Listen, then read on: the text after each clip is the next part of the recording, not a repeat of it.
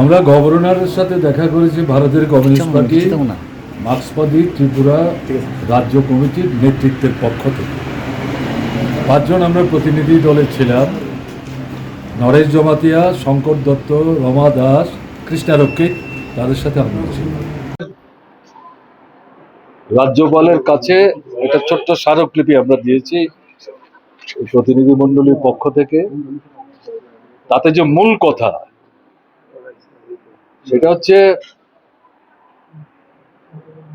অনুরাগ ধ্যানকরের এই যে ঘটনাটা, এটা অস্বাভাবিক। তার মতো একটা অনেস্ট, সিনসিয়ার, কারেজিয়াস অফিসার চট করে এরকম পদক্ষেপ নিতে পারে, এটা বিশ্বাস করতে আমাদের অসুবিধা হচ্ছে। এবং যেটা মনে হচ্ছে, উইথ ফুল ইউনিফর্ম নিজের অফিসে, যে অফিসটাতে সে কাজ করে, সেই অফিসে অফিস টাইমে যেভাবে সে এই সুইসাইডের পদ্ধতিটা অনুসরণ করলো, এটা সাধারণ বিষয় মনে করার কোনো কারণ নেই। এর মধ্য দিয়ে সে একটা বার্তা দেওয়ার চেষ্টা করেছে সরকারকে এবং রাজ্যের জনগণকে। এরকম ইনসিডেন্ট আমাদের রাজ্যে তো হয়নি। ভারতবর্ষ অন্য কোনো জায়গায় এরকম ইনসিডেন্ট হয়েছে আমার অন্তত জানা নেই, আমাদের বন্ধুদেরও জানা নেই। এই অবস্থার প্রেক্ষাপটে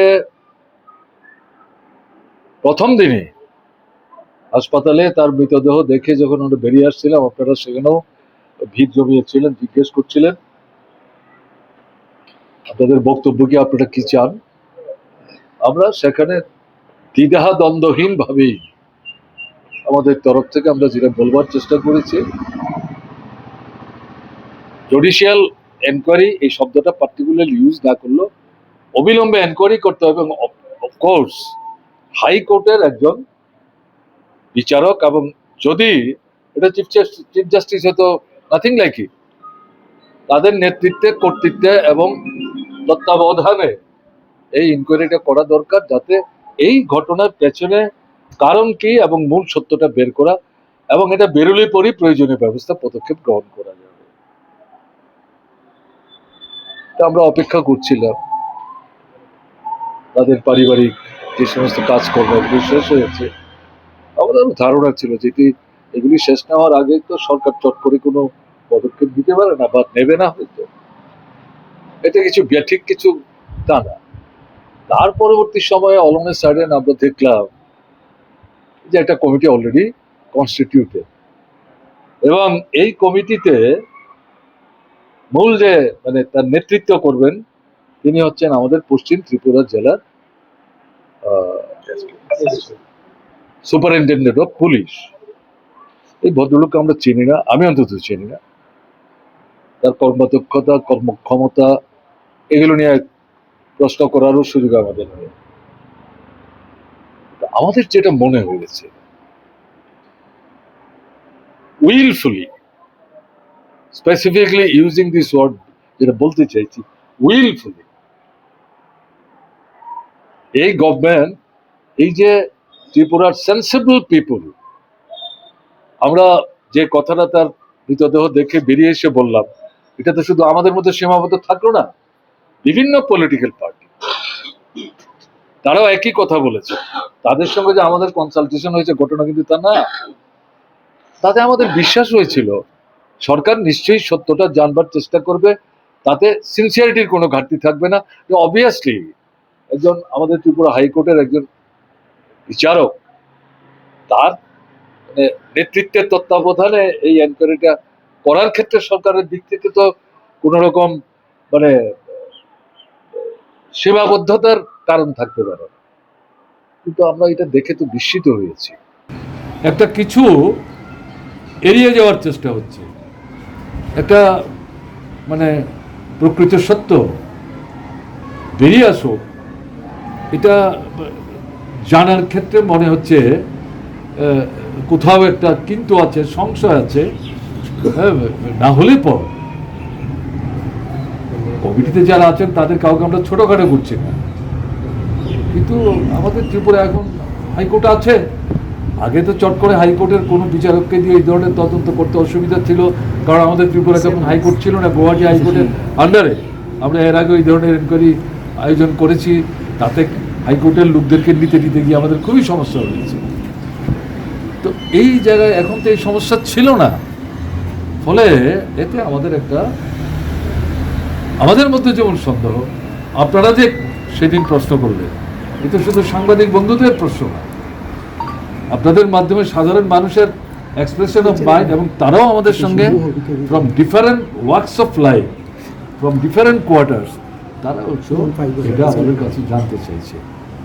এই পরিস্থিতিতে এবং জিজ্ঞাসা হচ্ছে এই কি চলবে 8 বছর 8.5 বছর যাবৎ যা চলছে, এবং ডাইরেক্টর জেনারেল অফ পুলিশ নিজের অফিসে কমিটেড সুইসাইডে, এও কি এইভাবেই চলতে থাকবে? তখন আমাদের মনে হয়েছে যে আমাদের বোধহয় শুধু দাবিটা তো শেষ কথা না, গভর্নর সাহেবের সঙ্গে আমরা দেখা করতে এসেছি, কারণ অ্যাডমিনিস্ট্রেটিভ পয়েন্ট অফ ভিউতে তিনি অভিভাবক, কেমন না, তার এক্সিকিউটিভ অথরিটির মধ্যে সীমাবদ্ধতা আছে। We know all this details, despite all this things, to whom we should go. সেই জায়গায় আমরা আজকে এখানে এসেছি, এবং আমাদের এই ছোট্ট যে স্মারকলিপিটা, তাতে আমরা এটাই উল্লেখ করার চেষ্টা করেছি। Desire of the sensible people of Tripura, involving our High Court Tripura, this inquiry committee should have been formed and they should be held in all possible manner. That has not been done. So this is our demand on behalf of the people of Tripura, sensible people of Tripura. এখন governor যেটা বললেন যে এরকম ঘটনা যখন ঘটেছে, তার পেছনে তো নিশ্চয়ই কোনো একটা কারণ আছে, সত্যটা তো বের হওয়া দরকার। হ্যাঁ, ইউনিফর্ম নিয়ে যারা কাজ করেন তাদের কাছে যেমন প্রশ্ন, আমাদের রাজ্যের ক্ষেত্রে প্রশ্ন, দেশের ক্ষেত্রে প্রশ্ন, এগুলো গভর্নর বলেছেন। তো এরকম জায়গায় আমাদের সুবিধাই হলো, তাকে আমরা বললাম এটা যদি আপনার নিজেরও অভিমত হয় তাহলে ইন্টারভিউ করা দরকার, কথা বলা দরকার। এই যে তদন্ত কমিটি যেটা সিট বলছে, হ্যাঁ, এই কমিটিতে মানে এটাকে রিকনস্টিটিউট করা দরকার, এবং আমাদের ত্রিপুরা হাইকোর্টের একজন বিচারক, হ্যাঁ, তাকে তার টপে বসিয়ে, যদি চিফ জাস্টিসকে বসিয়ে করা যায় আমাদের তো কোনো আপত্তি নেই, rather that would be better, কিন্তু একজন হাইকোর্টের বিচারক তার টপে বসিয়ে এটা করা দরকার, এবং সবাই চাইছে সত্যটা বেরিয়ে আসে, যেটার উপর ভিত্তি করে সামনের দিনে প্রয়োজনীয় পদক্ষেপ নেওয়া যাবে। গভর্নর সাহেব আমাদের এই যে অভিমত, তার বিরোধিতা করেননি, তিনি শুনেছেন, অত্যন্ত শান্তভাবে কথাবার্তা হয়েছে, এবং তিনি আমাদের যেটা বলেছেন, ঠিক আছে, আমি আমার দিক থেকে দেখবার চেষ্টা করবো, এর বেশিতে তিনি আর কিছু বলবেন। ঠিক আছে।